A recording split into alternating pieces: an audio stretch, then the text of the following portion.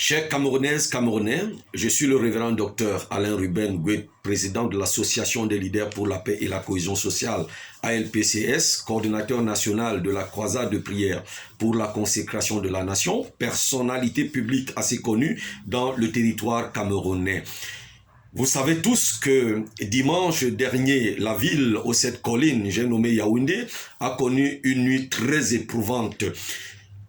En effet, suite aux grandes pluies tombées sur l'étendue du territoire en général et en particulier sur la ville de Yaoundé, il semble qu'un lac au-dessus du mont Bankolo aurait débordé, emportant ainsi sur son passage des maisons, des villas, des boutiques et des vies humaines sans nombre. Dès lors, l'on a recensé de pertes très importantes, des personnes qui sont blessées et qui sont dans des hôpitaux. Des familles entières sont en deuil. Des camarades de classe y ont péri, des camarades de service, des amis, des voisins, ainsi de suite. Bref, c'est une consternation entière, totale dans le pays. Nous parlerons de ces jeunes gens aussi qui auraient pu faire la joie de notre pays dans les années qui viennent.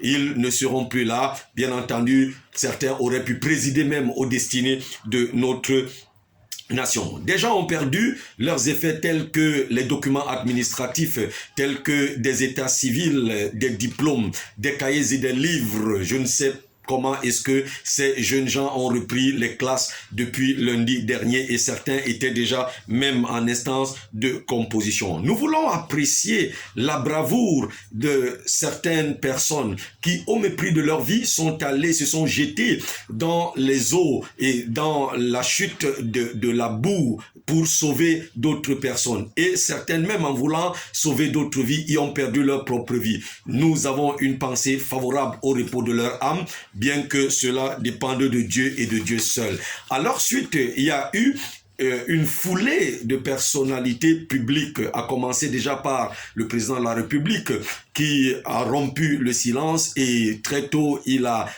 commis une lettre au gouverneur pour qu'il prenne soin de ces populations. Et nous savons aussi qu'il a envoyé des produits de première nécessité. Nous avons vu des personnes également, des personnalités publiques tels que Emmanuel Franck Biya, tel que le MINAT, monsieur Atanga J, tel que le ministre de l'Urbanisme et de l'Habitat, des préfets, des maires, des sous-préfets. Vraiment, votre descente sur le terrain a encouragé ces populations.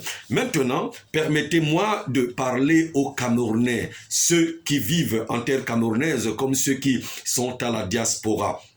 Nous sommes tous d'accord que nous avons besoin d'une indépendance et nous ne voulons plus que des personnes viennent nous dicter ce que nous avons à faire. Pourquoi est-ce qu'elles le font souvent? Simplement parce que nous avons montré que nous dépendons d'eux. C'est dans des occasions comme ceci que nous pouvons démontrer notre maturité et notre capacité de nous prendre nous-mêmes en charge.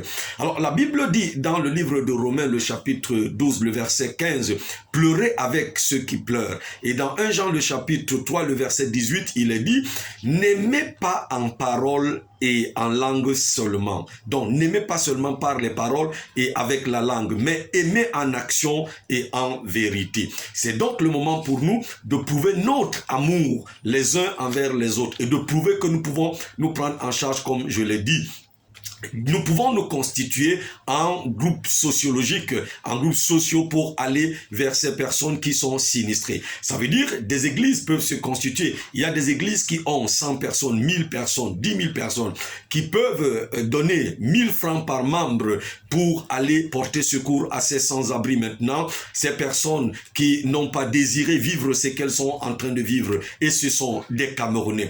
Des Bayamselan peuvent se constituer, des associations de la société civile peuvent se constituer, des familles même peuvent se constituer, réunissant ainsi vêtements, cahiers, stylos, voire même des livres pour aider et soutenir ces Camerounais qui sont sinistrés. Je l'ai dit, c'est le moment de démontrer que nous sommes capables de prendre charge de nous-mêmes. On l'a fait sous d'autres cieux. Des supermarchés, des boutiques peuvent apporter des produits de première nécessité, descendre sur le terrain pour assister ces populations. Des gens peuvent acheter des matelas pour aller leur donner. Ces Camerounais ont besoin de nous. C'est le moment de montrer que nous sommes Camerounais et que nous sommes libres. Que le Seigneur bénisse la ville de Yaoundé, qu'il se souvienne de ces sinistrés, qu'il les élève, qu'il les remonte et qu'il pourvoie davantage à tous leurs besoins, mais aussi qu'il nous remplisse de ce feu pour aller vers ces personnes. Qu'il bénisse le Cameroun et que le Dieu de l'Afrique